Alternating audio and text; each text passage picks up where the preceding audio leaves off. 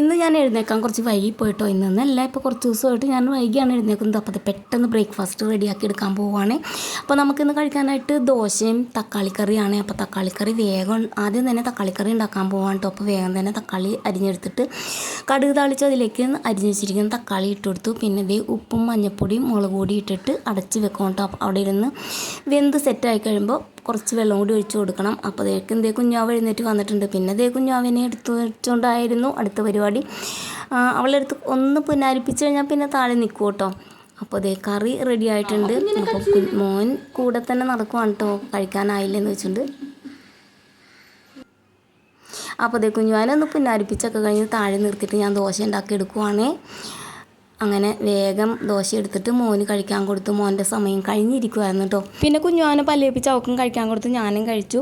പിന്നെ ഇതേ ഉച്ചത്തേക്കുള്ള കറി ഉണ്ടാക്കാൻ പോവുകയാണ്. നമുക്കിന്ന് ഉച്ചത്തേക്ക് മുട്ടക്കറിയാണ്. മുട്ട പുഴുങ്ങാൻ വെച്ചിട്ടുണ്ട്. കുറച്ച് പാത്രങ്ങൾ തെച്ച് കഴുകാണ്ടായിരുന്നു, അതും കൂടി കഴുകിയെടുത്തിട്ടു. അപ്പോഴേക്കും ജിയോ മാർട്ടിൽ നിന്ന് കുറച്ച് സാധനങ്ങൾ ഓർഡർ ചെയ്തിട്ടുണ്ടായിരുന്നു. അത് വന്നു. അപ്പോൾ അതും വാങ്ങി വന്നിട്ട് സവാള എന്നിട്ട് അത്യാവശ്യം എനിക്ക് മുട്ടക്കറി ഉണ്ടാക്കാനായിട്ട്. അപ്പോൾ അതേ കൊണ്ടുവന്ന സാധനങ്ങളൊക്കെ എടുത്ത് വെച്ചു. പിന്നെ എനിക്ക് സ്പെഷ്യലായിട്ട് ഞാനൊരു സാധനം ഉണ്ടാക്കുന്നുണ്ട് കേട്ടോ. എന്താണെന്നറിയാമോ?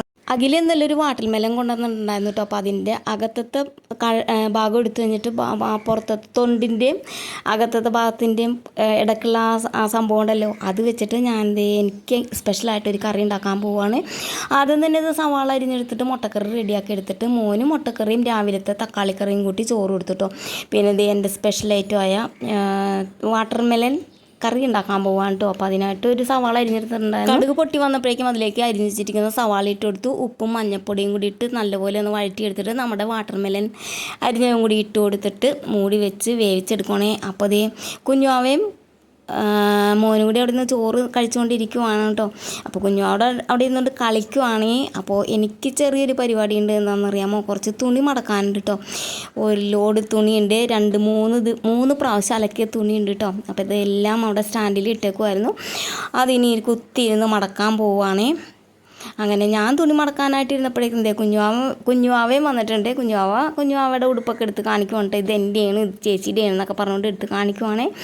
എൻ്റെ കൂടെ ഇരുന്ന് തുണിയൊക്കെ മടക്കാനായിട്ട് സഹായിക്കുന്നുണ്ട് കേട്ടോ. സഹായിക്കുന്നത് എന്താണെന്നറിയാമോ? ഞാൻ മടക്കിയ തുണിയെല്ലാം അവളെടുത്ത് നിവർത്തിയിടും, അത് തന്നെ സഹായം. പിന്നെ അതിൻ്റെ ഇടയ്ക്ക് ഞാൻ ഓടിപ്പോയി എൻ്റെ തണ്ണിമത്തൻ കറി എന്തായാലും നോക്കുന്നുണ്ട് കേട്ടോ. അപ്പോൾ കഷ്ണങ്ങൾ വെന്തിട്ടുണ്ട്. കുറച്ച് മുളകും കൂടി ഇട്ട് കൊടുത്തിട്ട് ഞാൻ തുണിയൊക്കെ എടുത്ത് വെക്കാൻ പോയിട്ടോ. അത് കഴിഞ്ഞിട്ട് വൈകുന്നേരത്തേക്ക് കുഞ്ഞുങ്ങൾക്ക് വേണ്ട നൂഡിൽസ് ഉണ്ടാക്കി പിന്നെ കാപ്പിയും കൂടി റെഡിയാക്കി വെക്കുന്നുണ്ട് കേട്ടോ. അപ്പോൾ ഇന്നത്തെ എൻ്റെ പണികളെല്ലാം തീർന്നിട്ടുണ്ട്. അപ്പോൾ ഇന്നത്തെ വീഡിയോ ഇത്രേ ഉള്ളൂ. ഇനി അടുത്ത വീഡിയോ കാണാവേ. ബായ്.